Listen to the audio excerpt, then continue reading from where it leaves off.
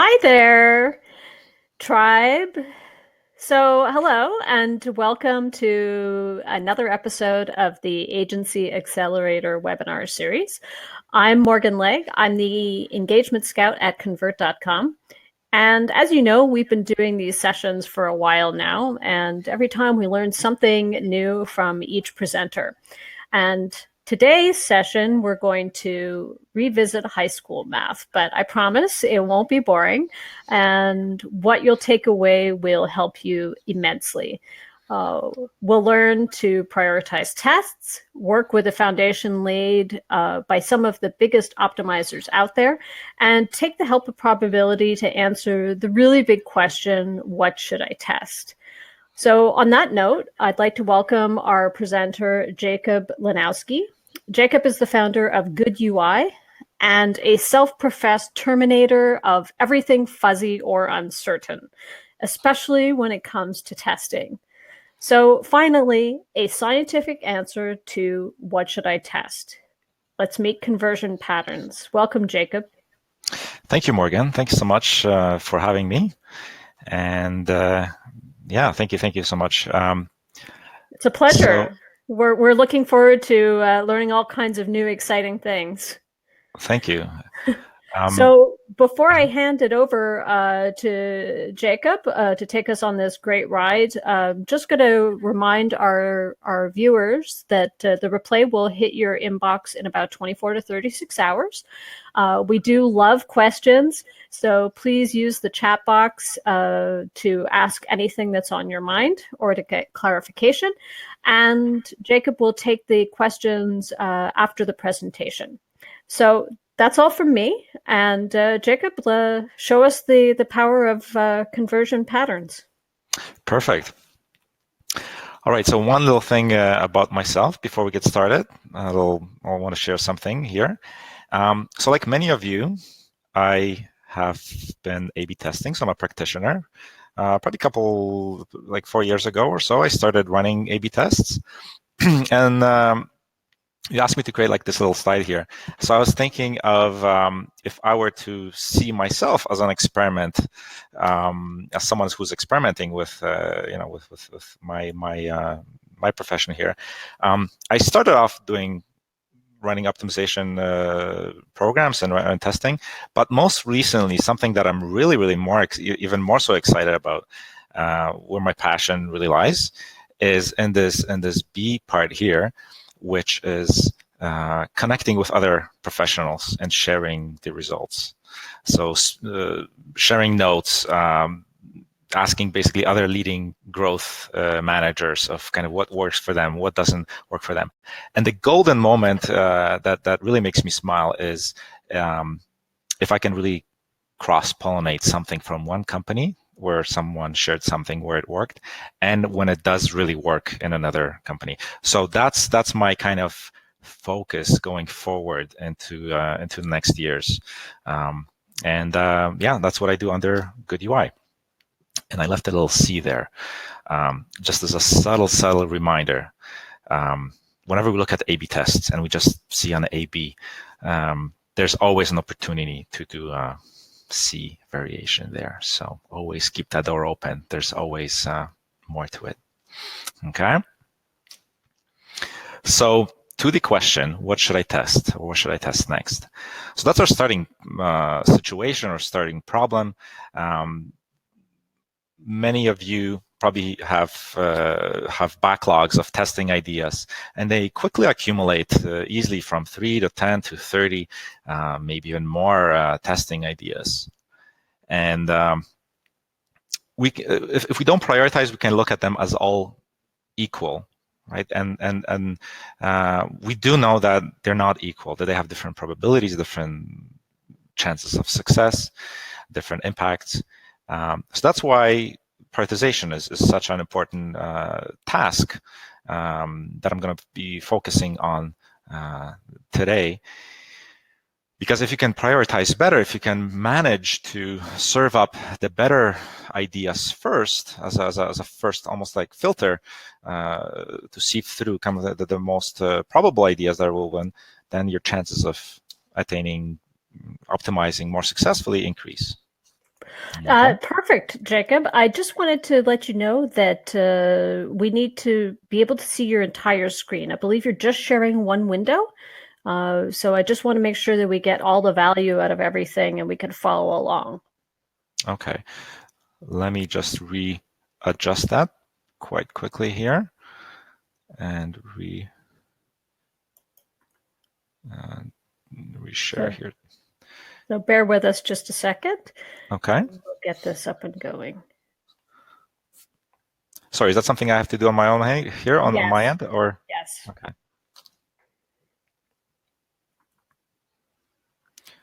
Want me to turn off screen sharing and turn it back on? Turn it back on. Mm-hmm. Okay. Yeah, I'm just going to cut in a little, Jacob. Hey, everyone, I'm Trina. So when you start sharing your screen, you will see an option to actually share your entire screen instead of just one window. Done. There you go. Perfect. Okay. All right. Now we can Sorry about that. get back on the same page. No problem. Back to you, Jacob. Okay. So what should I test next? Lots of ideas. That's the question that we're starting off with. And we can go about doing prioritization or selecting what to test next in a couple of different ways. I'm going to show a couple examples. So the starting point is we go random. We go completely, we pick random ideas. And hypothetically, if we're to do that, we might observe that half the ideas might kind of go into the negative and half of them might be possibly positive. Okay, with different degrees of significance, with different degrees of impact or effect, but more or less, if we behave completely random, we might be against 50-50, kind of negative and positive. And that's our starting point, because this is something. This is one kind of measuring stick of how we can improve our effectiveness of our prioritization. Of course, we want to do better than random, but so last year we tried to use, we used as a starting point this idea of, we started assessing ourselves when we were running tests that were purely based on other positive tests. Okay, and this is a assessment from again from last year, around 51 A/B tests that were very, very precisely prioritized or run by having at least one positive test. And what we observed with that kind of assessment is that around 71% of those tests were positive. And again, I'm going to remind that this 71 might look like astronomically huge and too good to be true, but it does not factor into significance, and it's just a measure of whether it was positive at the time of stopping or negative. So that's our assessment of we're basically trying to answer that question: can other people's tests be used as a way to improve our positive negative rate and basically having more and more positive tests at the end of the day. So when we did this assessment last year, to me this was a starting positive signal that it might be worthwhile to peek at what other people do and tap into that kind of probability. Okay. Something more interesting happens when we broke down that same set of tests by the number of positive tests that they're based on. So this is what we call repeatability. I think other people refer to it as reproducibility. It's basically the question. Let's say if we have a particular change that has worked 3 times, highly significant, and has 3 positive tests behind it.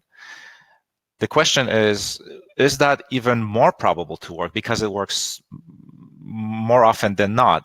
Is that more often? Is that high? Does that have a higher probability to repeat again? And So we looked at those same set of tests, those 51 tests, and we broke them down by anything that worked 3 times or more. And we only had 5 tests such as those, but we really observed that there was a 80% positive rate for that segment. Going a little bit lower down, we isolated any kind of tests that had at least one highly significant result or more, between 1 and 2. And that kind of prediction rate fell down to around 71%. And finally, we had 17 A/B tests or so where there were at least between kind of 0 and 1 repeatability point. And that prediction rate fell down. So to us, this kind of sent another signal where basically what this means is that the more something works, the more something repeats, the more likely it will again repeat and again and again, and the more general that kind of pattern is. Okay, so it's a starting assessment of something hopefully bigger. We will continue doing this in the years to come, but this is kind of giving us a signal that it's probably worthwhile to look at numerous tests and how often they repeat, how often they reproduce, as a powerful predictor of whether the test will be negative or positive. Okay, that was the simplest starting point. In the future, we might add more complexity to the model, such as because at the end of the day, we want to make as much money as possible, have as big the biggest returns possible for the lowest effort. I think that's the kind of golden kind of ratio of having the biggest impact and doing the least amount of work as possible. And if we were to sprinkle in more complexity, we might look into such things as repeatability, which is a degree of how likely it will work or not. We might also multiply that by page value. Page value is some funnels might be worth, I don't know, $100 a month or something like that. Other pages might be worth, I don't know, 10,000, might be generating $10,000 or euros per month. So that fact that we could factor in, the value of the particular page, and of course, it might be also worthwhile to look at the effect size. There's some tests which are most likely might generate a 5% gain versus there might be some changes which might generate 20% gains. So of course, tying that all together, we could get more, we could refine this prioritization kind of approach in the future like that. Okay, but the one I'll be talking about mostly today is the repeatability. Okay, and to help us capture and remember how well something repeats, to what degrees and with what effects, we have started systematically capturing these changes as patterns, which I'll share in a moment. Okay. Before I jump into a switch to actually fast forward and showing you the exact data, exact tests, there's a little coupon for anyone here who decides to gain access to all of our tests and everything that we're doing. And basically the coupon is for Convert, and that gives you 20% off on any annual or monthly plans. So that's a little giveaway here, and you can gain access from any sections on GOODUI.org/fastforward. Okay, let's switch to the patterns here. 1 second. Okay. So I'll be going over concrete examples of how we see some of these kind of patterns differently. Which patterns are stronger? Which ones are more powerful? Which ones are less probable to win? And let me go over first kind of what defines a pattern. What are some of the kind of characteristics? Here's one example. Pattern 21. It's been given a title, and first and foremost, a pattern has to have some sort of properties, or it has to have a change. Okay, so in this case, what it's worth the change, the thing, the property that defines this pattern is basically, it's an idea that anytime you show a price point, if you're in a position to show that it's actually worth more than the price you're selling it for, such as maybe it's a bundle, then you're maybe, or maybe there's a discount, or maybe there's a street price that's typically higher. It's good practice to show that you'll be paying $79, but actually this thing is worth so much more, maybe $239 or so a month. Okay, so that's all this pattern is saying. Show that it's actually more valuable. It's not saying to kind of lie and misguide and make that up, but keep that grounded in some sort of reality. But if you have an opportunity to do so, then that's the change that this thing has. Okay, and the other thing that we include under each pattern, and this is kind of key, are the tests themselves. So here you might notice that this pattern has been tested 3 times. And here's one test where it was tested on a web hosting company. Here's a different retest of the same pattern on the same site. Here was tested on another SaaS tool in a different context. Okay, so tests are key in helping us. We sum up these. We use these tests, and we calculate. We try to merge this kind of understanding from numerous tests into kind of a coherent overview or summary. And the 2 properties that we pull, that we specifically right now today, like that we pay attention to, is again the degree of repeatability and the median effect. And those help us see which tests, which patterns are stronger and which are weaker. Let me just remind again, repeatability, 1 full point is assigned for any positive test that is highly, highly significant. Or alternatively, I mean, if we observe that there's a negative test, we will also subtract a point for that pattern. So if we pay attention to whether something performs or doesn't, and keep in mind that this is a moving scale. It can go from an almost certain loser, or it could go into the positive. With each test, it becomes stronger. And then we also pay attention to the median effects, which give us a bit of an understanding of impact. Some tests again might have almost no effect. We have patterns like that go back down to 0, or we have patterns which start becoming a lot stronger and go into the high teens and 20s and 30s and such. Okay, so that's a pattern. It's a living and breathing thing because it's prone to be tested again and again and again, and with additional tests, both of these values will be corrected. Another thing about tests that we have to keep in mind is we publish, when we inspire other people to test or share their data with us, we don't discriminate against insignificant tests, losing tests, as I mentioned before, and try to capture everything. So that's an intro to a pattern. We might also have, in comparison, a fresh pattern, something that just came out a couple days ago, which is what we call experimental. It's kind of a neutral, and so it's a more of an innocent, I think, pattern where it doesn't have any tests. So just an idea. It might work, it might not work, and that's kind of where they start. And yeah, and as I mentioned, with additional tests, they leave their neutrality. They get charged either negatively or positively.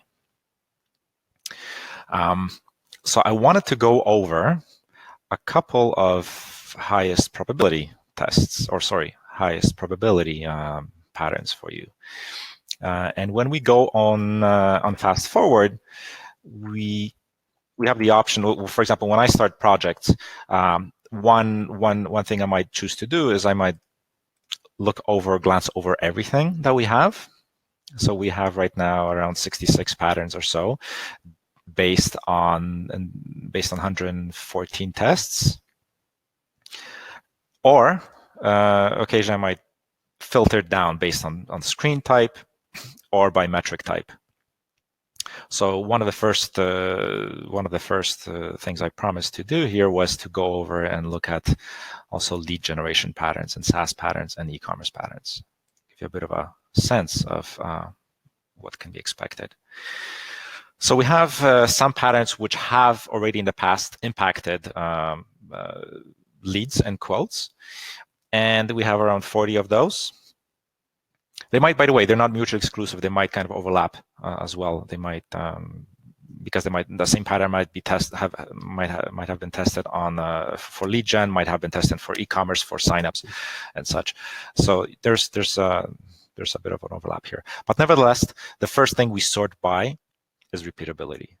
So the first thing when I start a project, optimization project, I ask myself is, hey, what has worked the most often?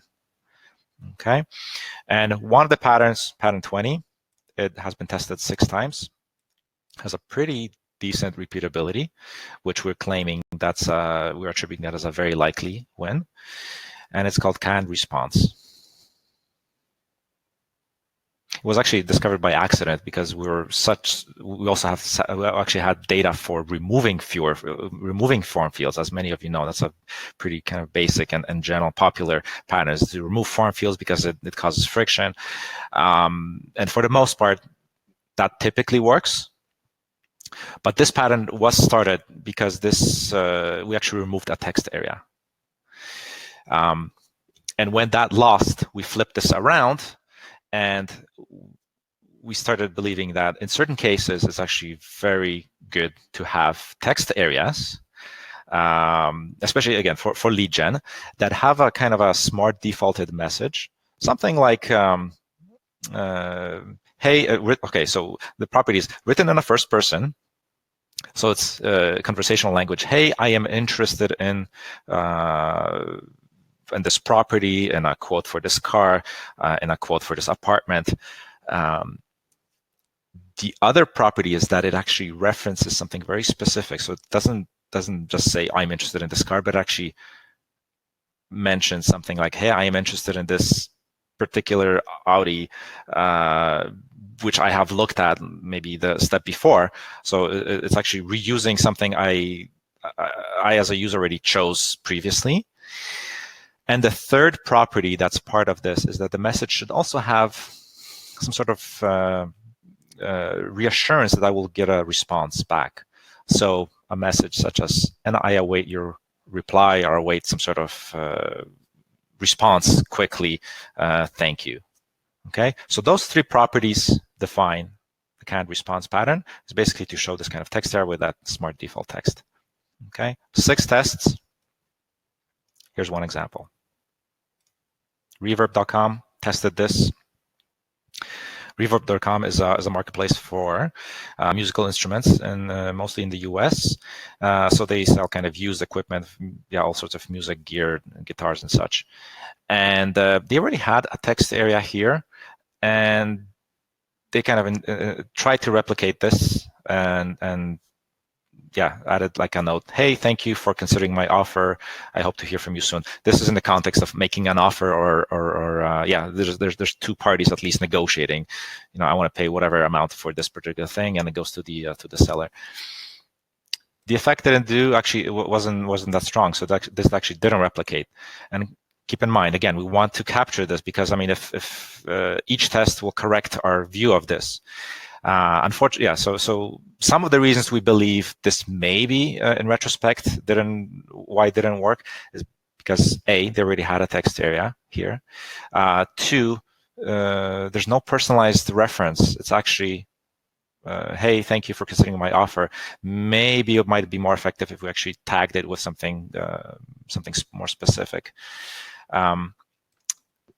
We can interpret from the perspective of time, and I mean, we can add our interpretations, but nevertheless, the data, there's basically no increase going forward in the shallow metric. So there's no increase in people sending more offers.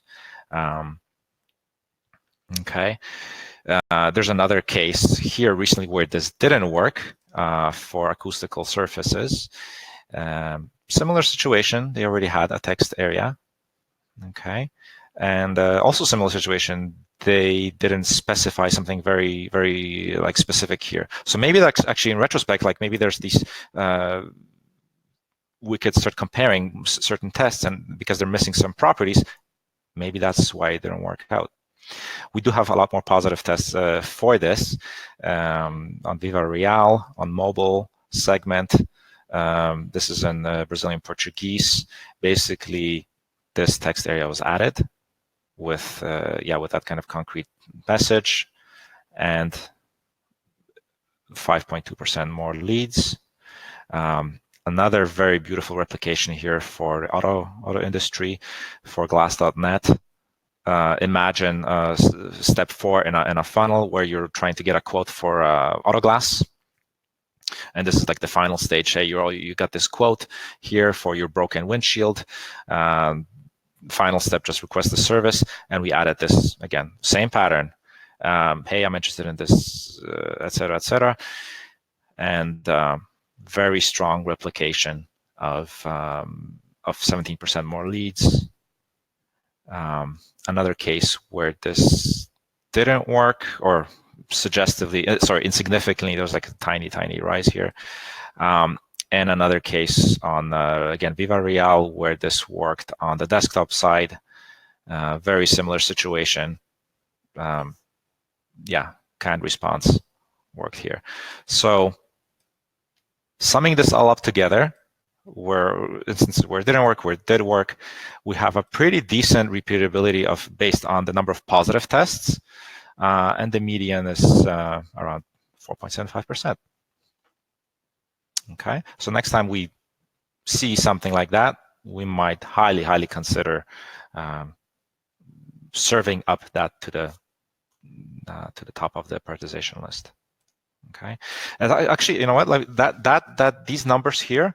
I know there's a lot of prioritization frameworks, such as Pi. I think ICE. I think a lot of people express their subjective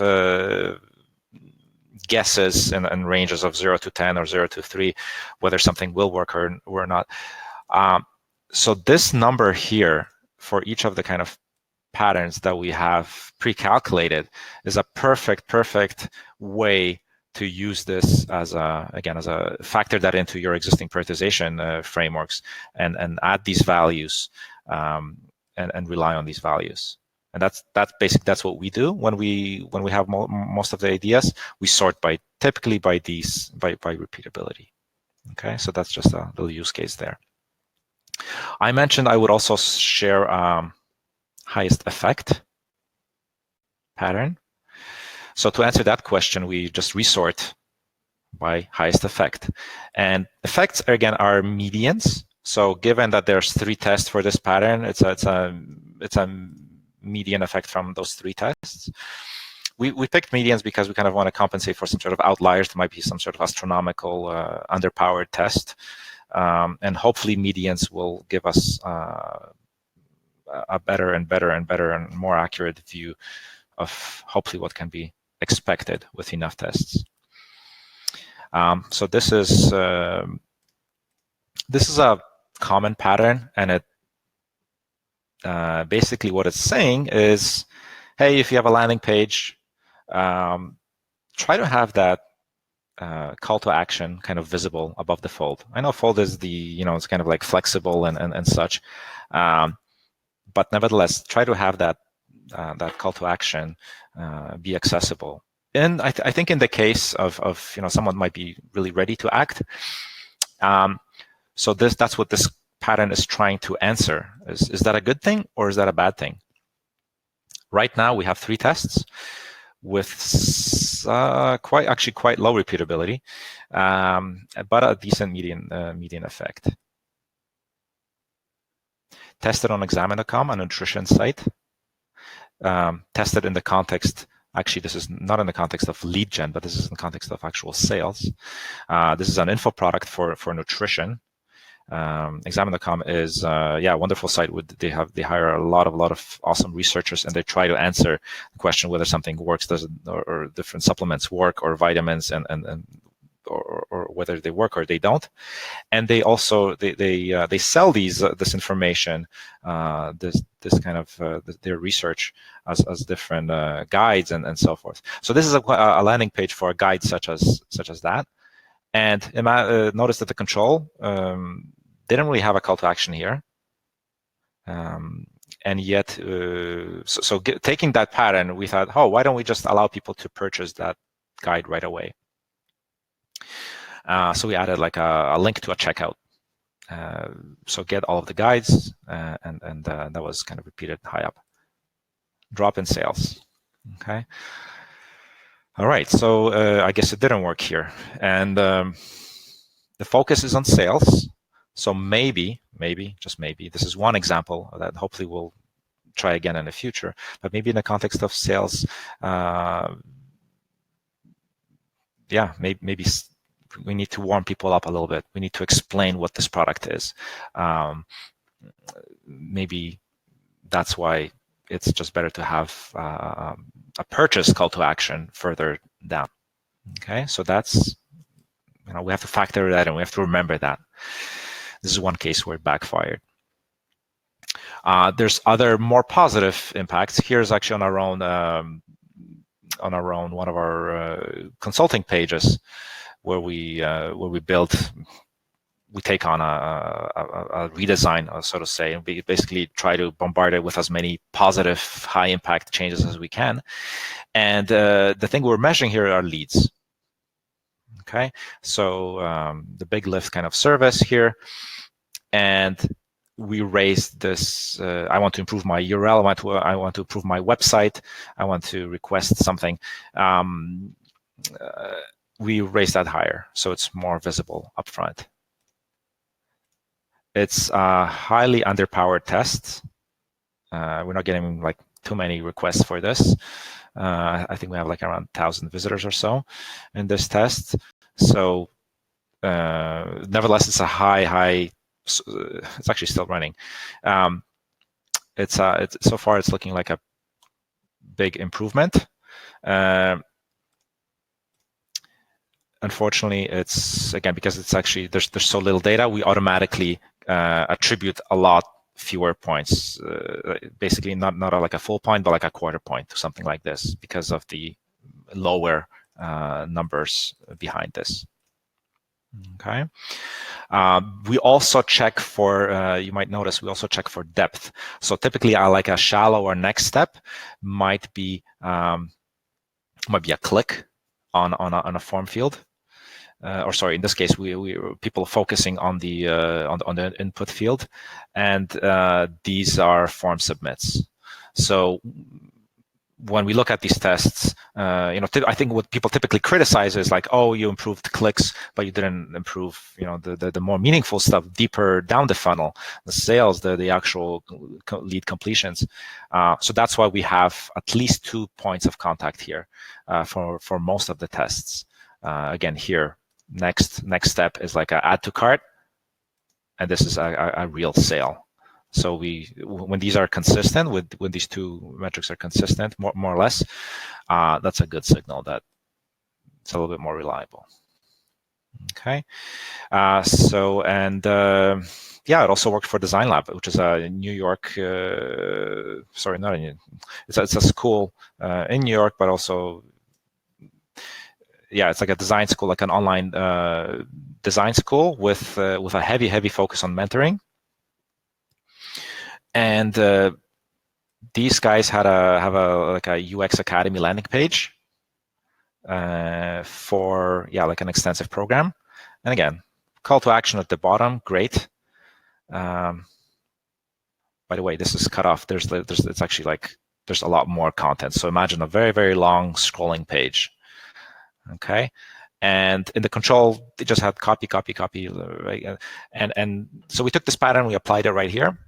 Showed a get syllabus apply now kind of button, which fast or hyperlinked to the bottom section. And we identified an 81% increase to lead generations from the form submits here. So pretty positive signal. And again, we sum this up, some negative, some positive, so repeatability is kind of so-so. But that's a high impact test, or sorry, high impact pattern. Okay. I also promised to show some other patterns for SaaS. It's actually for signups and trials. So yeah, that typically applies to SaaS businesses. So I have a couple patterns here, and the thing I want to actually show that's a little bit more interesting than exposed menu options. Exposed menu options is just kind of like basically pulling stuff out of pull downs and making those options more visible. Pull downs have gotten a beating over the last couple of years, and saying like, hey, you know, like people don't know. Sometimes people don't know what's inside a pull down, unless it's like, you know, dates or months. Then of course you can predict, but it's probably pertaining to like options that are probably good to see. But anyhow, so I want to kind of I want to show pattern 11 because it's a little bit more. I think it's more interesting. It might be something a little bit counterintuitive. Okay, gradual reassurance is basically the idea of, instead of pushing a sign up too quickly. Some of this kind of landing pages show this form. Says, hey, sign up, try now. We counterintuitively like add an extra choice, an extra step. We actually add some friction. So we ask a question. Hey, you know, what's relevant for you? What color would you like? Or what kind of book cover would you like? Or what programming languages like do you use? And then once people make that choice, once people make that kind of easy and express that choice, another property here is we reassure them. So we say, yes, you can have Blue. Yes, you can have, yeah, we support JavaScript or something like that. And then why don't you sign up now to get access to this? So it's another subtle interaction that precedes a sign up and lets people feel a little bit more assured that, yes, this thing will work for me because I like Blue, so I will get Blue. Okay. And this has worked repeatedly on numerous sites. CanHub most recently. CanHub is an anatomy school. And here's one concrete example. So strong sign up, single point of, yeah, a very general sign up. Hey, create your free account, typical of landing pages. And here is the variant. So instead of pushing people to sign up, we ask them a question. Hey, what do you want to learn? Human anatomy, cross-sectional, histology, etc. So when they make that choice, they visit a sign-up page, which mentions, instead of saying it like a generic, saying something generic, hey, create your account for free, we say, perfect, we have 166 quizzes about histology, something a little bit more segment, something a bit more personalized here, tying in back to your choice. And now you have a bit more of a reason to sign up. Here is the interesting result. Super awesome, astronomical, highly significant, 64% more people clicking, interacting with these choices. And this is the interesting thing, is that, again, this is why we look at the deeper stuff. There's a lot, so a lot of people actually, you know, that click, they don't actually, you know, 64 versus 7% sign up. So a lot of people fall off, and maybe they're just interacting for fun and just to explore. But nevertheless, more than, I guess, 10% of these people that actually, you know, click these buttons, they went through with a sign up. Okay, so they weren't just kind of pulled in forward, like into the next step, but a lot of those people actually were. They felt like this is for them, and they gave them enough motivation to proceed to the next step. So that's a successful. This was purely governed by when we looked at this page and we looked at this pattern. We're like, okay, yeah, let's run this pattern. That's how tactical. That's the benefit of these patterns. They're quick. There's an opportunity. It has a decent probability. It has a decent impact, and we start considering it based on that. Okay, and this was replicated. There's other tests for this, like on Rollbar. Rollbar is like a SaaS app for error checking, code error checking on your platform, your tool, your software. Basically, yeah, it checks for if there's any kind of Java or any programming errors. Hopefully, so that the tool catches those errors as opposed to people running into them and reporting through, through support.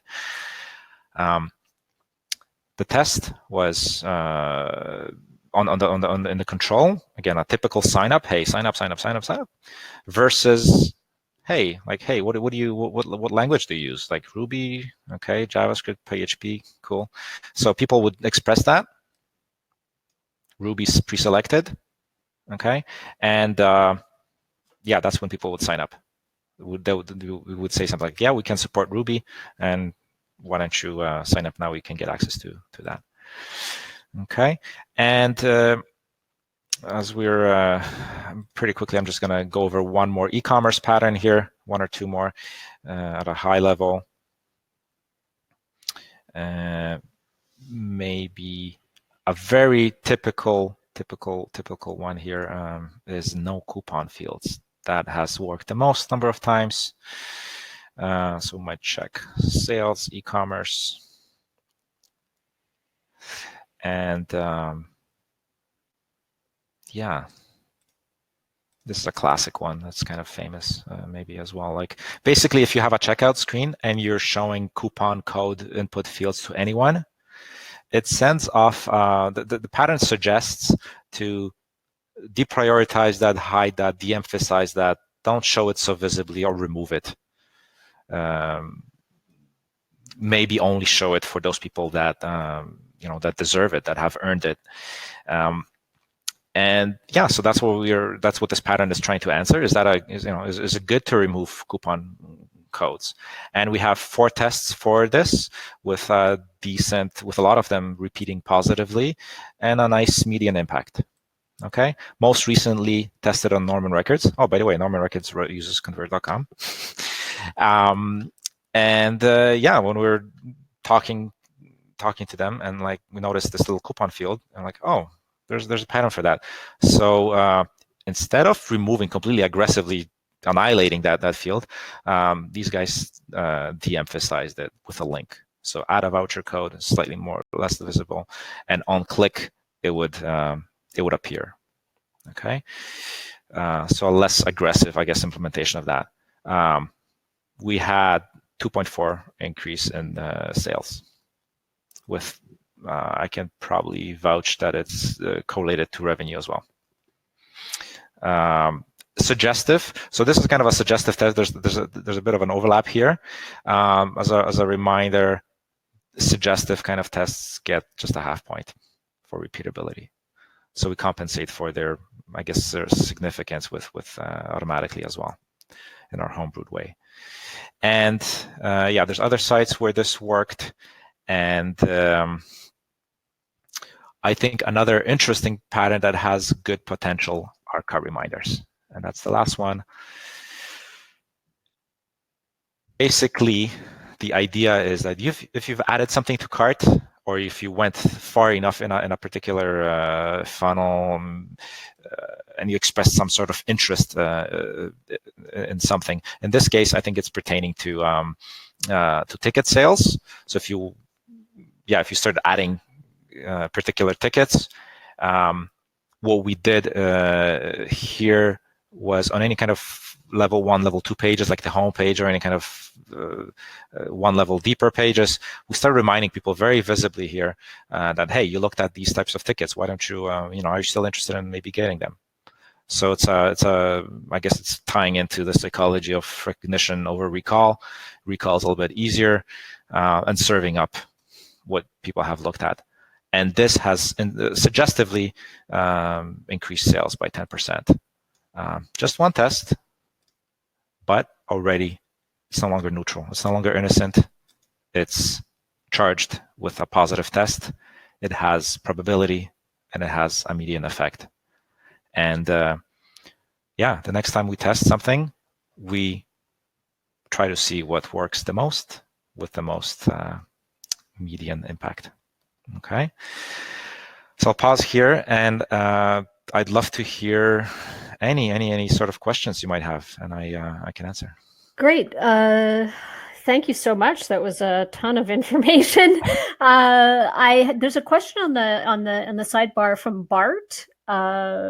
It says, let's say you're not working with standard sales landing page, but just a regular article. It still generates sales, but the number of conversions is low and the traffic is too low to give you a statistical power. To work around this, you run the same test on a few blog posts for a month. How do you go about getting a final conclusion? Is eyeballing good enough, or do you merge samples into one and then do the math? Mm-hmm. So it sounds like a mirrored test. I think that's one that.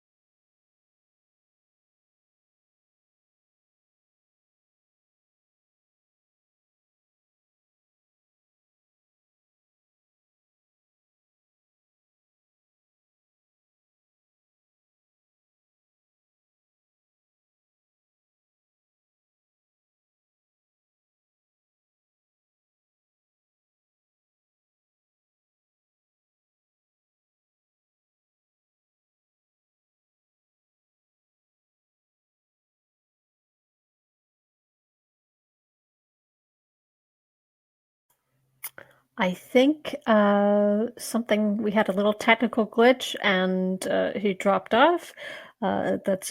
Really want to hear the answer to that. So be getting Jacob back on to answer that question.